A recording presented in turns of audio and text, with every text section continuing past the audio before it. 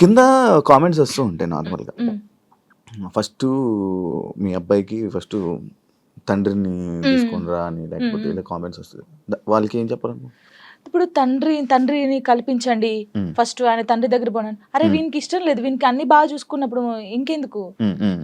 ఇప్పుడు తండ్రి అంటే తన లైఫ్ తను చూసుకుంటున్నాడు, హ్యాపీ. మళ్ళీ మేము తన లైఫ్ లోకి వెళ్ళి మేము డిస్టర్బ్ చేయలేము, తను మా లైఫ్ డిస్టర్బ్ చేయడు. అంటే లిరితో అప్పుడప్పుడు మాట్లాడిస్తాను నేను. ఎప్పుడు బర్త్డే కంపల్సరీ మాట్లాడించాలి కాబట్టి నేను మాట్లాడిస్తాను. నేను దాన్ని అసలు అలా చేయను. ఎప్పుడైనా కలవాలనిపిస్తే కలుస్తాను, కానీ ఊకే కల్పించను. ఎందుకు ఇక్కడ ఏమైతుందంటే ఊకే కల్పించిన కొద్ది ఏదైనా ఒక వీడియో బయటకు వస్తే ఇంకా వైరల్ అవుతుంది. అది మేము బాగుంటుంది, ఇప్పుడు మా లైఫ్ బాగుంటుంది, తన లైఫ్ బాగుంటున్నప్పుడు ఇంకా మధ్యలో ఇవన్నీ వద్దు. సో లిరికి చెప్పాను, లిరియే చెప్తాడు, వద్దులే అమ్మా మనం బాగున్నాం కదా, బర్త్డేకి ఫోన్ చేస్తాడు, నేను మాట్లాడతాను అంతే. ఇప్పుడు ఎక్కడ ఉంటున్నారు? లిరి నాతోనే ఉంటాడు. ఇప్పుడు హైదరాబాద్ ఫుల్ పూర్తిగా షిఫ్ట్ అయిపోయారు. షిఫ్ట్ అయిపోయాను. మనోడు ఏం చదువుతున్నాడు? ఇప్పుడు 5th క్లాస్ ఆడు. 5th క్లాస్ వాడికి ఇన్ని మాటలు చెప్తున్నా పర్లేదు. అంటే వాడు చిన్నప్పటి నుంచి నన్ను చూస్తున్నాడు కదా, చూస్తున్నాడు కాబట్టి వానికి అన్ని తెలుసు. ఇప్పుడు ఒక అంటే వానికన్నా ఎక్కువ నేను మిస్ అవుతాను అనమాట. వాడు చెప్తా ఉంటాడు అందరికి, నాకన్నా మా మమ్మీ నేను మిస్ యూ చెప్తానే ఉంటాను అనమాట. 5 days వెళ్తాం మనం షూట్ కి, అలా అప్పుడప్పుడు మిస్ అవుతాను. వాడు కూడా మిస్ అవుతాడు బాగా. మా ఇద్దరిని చూస్తే నువ్వు షాక్ అవుతావు. అమ్మ కొడుకులా ఉండం, ఫ్రెండ్స్ లా ఉంటాం. వాడు ఏదో నాకు ఇక్కడికి ఉంటాడు, హైటాడు ఇక్కడికి ఉంటాడు. చెప్పుకోవచ్చు బాధలు, చెప్పుకోవచ్చు బాధలు. వాడు ఇంకొంచెం పెద్దగా అయితే నేనైతే వాడిని పట్టుకొని నా కొడుకు ఇట్లా ఇది ఈ మూవీ ఉంటది కదా రవితేజదున్న, అది నీవే సాంగ్, అలా ఉంటాం మేమిద్దరు. అలా ఉంటాం చూడండి కొంచెం అయితే. ఇంకా అంతే. మీ అబ్బాయి ఒకవేళ ఒక అమ్మాయిని తీసుకొని వచ్చి లవ్ మ్యారేజ్ చేసుకుంటాను, నేను నాకు ఈ అమ్మాయి నచ్చింది అంటే నీ రియాక్షన్ ఏంటి? చేసుకోరా అంటాను. వానికి ఇష్టం కదా, ఇష్టం అంటే లవ్ ఎందుకురా అలా అన్నాను. ఇప్పుడు మాది అలా అయిందని అందరిది అలా అవుతుందని అనుకోలేం కదా, కొందరు మంచోళ్ళు ఉంటారు. యాక్చువల్లీ మ్యారేజ్ పైన, పెళ్లి పైన నీ ఒపీనియన్ ఏంటి? చేసుకోవచ్చు మనం, ఇప్పుడు పెళ్లి చేసుకోవచ్చు, కానీ అండర్స్టాండింగ్ ఉండాలి. ఒకటి, చిన్నప్పుడు అయితే చేసుకోవద్దు. ఇప్పుడు మెచ్యూర్ ఉండదు మైండ్, మనం ఏం చేస్తామో తెలియదు. కొంచెం ఇప్పుడు 16 years నుంచి 20, నిజంగా పెళ్లి చేసుకుంటే 25 years 26 years అప్పుడు చేసుకుంటే మనకు అన్ని తెలుసుంటే మనం ఏది తప్పు ఏది రైట్ అనేది మనకు అర్థమవుతుంది. అర్థమవుతుంది. అప్పుడు ఎవరితో మనం ఏం మాట్లాడాలని అర్థమవుతుంది. ఈ చిన్నప్పుడు చేసుకొని మనం ఎవరితో మాట్లాడినా తప్పే, లేకపోతే ఇలా ఉంటాయి కదా, అప్పుడు తెలీదు. చిన్నప్పుడు మైండ్ ఎలా ఉంటది, ఏది చేసినా మనం కరెక్ట్ అని మనకు అనిపిస్తుంది, అంటే ఎదుటి వాళ్ళకి అనిపించదు. నేనైతే చెప్పేది 26-25 years అప్పుడు పెళ్లి చేసుకోండి. లవ్ అయినా అరేంజ్ మ్యారేజ్ అయినా అప్పుడు కరెక్ట్ ఉంటారు. విడిపోయాల్సిన ఆలోచన కూడా రాదు. వచ్చినా కూడా ఏదైనా వీళ్ళతో ఉండాలి అనిపిస్తుంది. యాక్చువల్లీ నా ఇంటర్వ్యూస్ లో ఒక ఆనవాయితీ ఉంది. ఏంటి? టాటూస్ గురించి అడగడం. ఇవన్నీ టాటూస్ ఉన్నాయి నాకు. నా ప్రతి ఇంటర్వ్యూ ఉంటుంటే కొన్ని ఇంటర్వ్యూస్ లో బాగా జనాలు కనెక్ట్ అయ్యే టాపిక్. నాకు నీ టాటూస్ చూస్తుంటే నా కళ్ళు అటే వెళ్తాను, ఇందా నుంచి నేను అదే చూస్తాను. ఈ వాచ్ పెట్టుకున్న దగ్గర అయితే మొత్తం ఏదేదో కొట్టేసినట్టు అనిపించింది. ఇది అప్పుడు టోనీ పేరుండే, ఇది ఇక్కడ టోనీ పేరుండే. ఓకే, దాన్ని ఏం చేసావు? ఫ్లవర్ వేయించాను. ఫ్లవర్ వేసిన తర్వాత అమ్మో ఇంత పెద్దగా ఉంది, రిమూవ్ చేపిస్తున్నాను. ఇదేమో లిరిగంది, ఇది నార్మల్ గా స్టార్.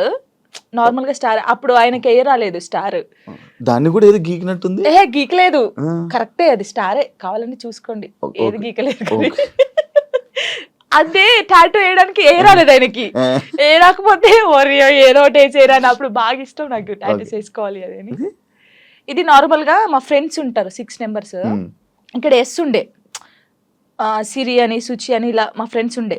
ఈ ఎస్ చూసి ఎవడో అనుకోని నా కామెంట్, ఎస్ అంటే ఎవడి పేరు పెట్టుకున్నావు, అమ్మ ఏంటి రాచర్రా ఇది, ఎవరో ఏమనంటే మార్చేస్తావు అంటే మార్చేయడం కాదు, ఎందుకు ఈ గొడవ మనకి అవసరమా అంటే. మా ఫ్రెండ్స్ నా నుంచి విడిపోయి 2 years అవుతుంది. వాళ్ళు కూడా ఎందుకు?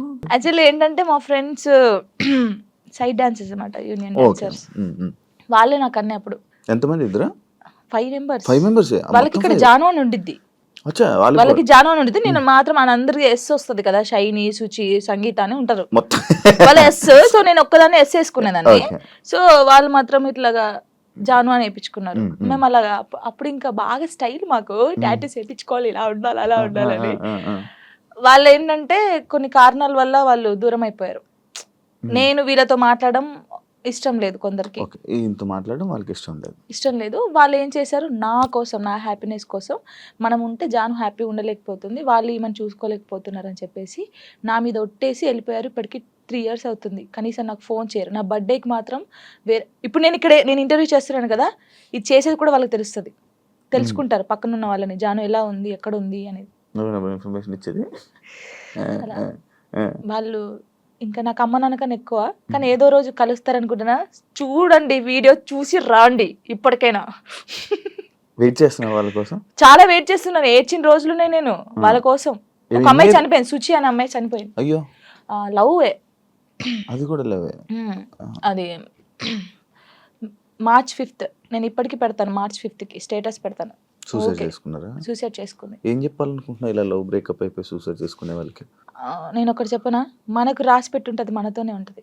ఎందుకు నేను ఈ క్వశ్చన్ నేను అడగడానికి ఒక రీజన్ ఉంది. బట్ లైక్ నీకు కూడా బ్రేకప్ అయ్యింది, దాని తర్వాత దాని నుంచి రావడానికి నీకు కూడా ఒక ఉండాలి, యాక్చువల్ ధైర్యం ఉండాలి, లేకపోతే ఆ స్ట్రాంగ్ ఉండాలి, ఇండిపెండెంట్ అయినా ఉండాలి. అదంతా ఇప్పుడు అలా ఉంటేనే మనం ఉండగలం బేసిక్గా. అందుకు నేను అడిగాను. అంటే సుచి ఏంటంటే తన కోసం అన్ని కొనియడము, మేము డాన్సర్స్ కదా, అప్పుడు డాన్స్ చేస్తూ డబ్బులు వస్తుంటే ఆయనకి అన్ని కొనిస్తుంది. ఎందుకే ఇన్ని కొనిస్తుంటే వానికి నేను తప్ప ఇంకెవరున్నారే అనేది అనేది. సరే అని మేమందరం ఊర్లు కదా, ఆ అమ్మాయిది మంచిర్యాల అనమాట, ఇలా వెళ్ళే వాళ్ళం కదా.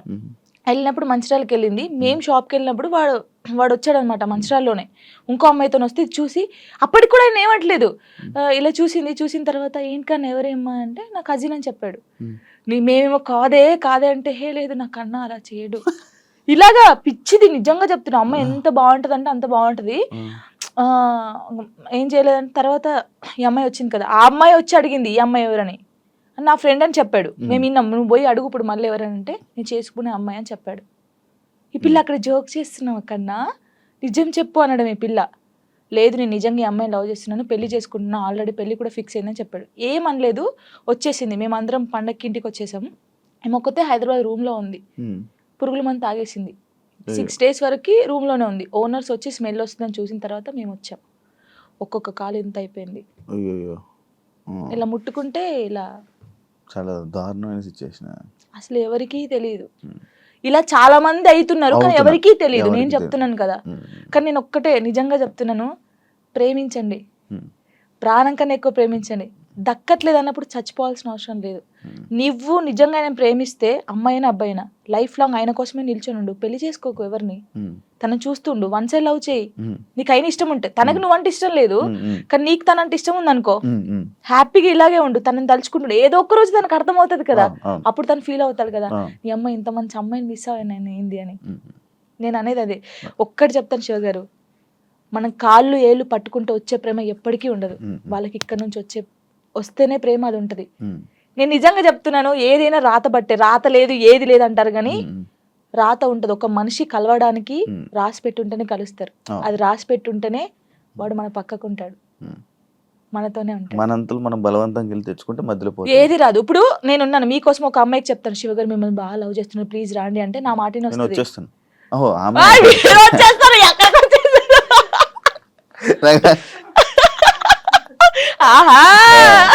అప్పుడప్పుడు ఇలాంటి ఉండాలి. అలాగా ఒకరు చెప్తే వచ్చే ప్రేమ కాదు, మనం బతిలాడితే వచ్చే ప్రేమ కాదు, ఇక్కడ నుంచి రావాలి.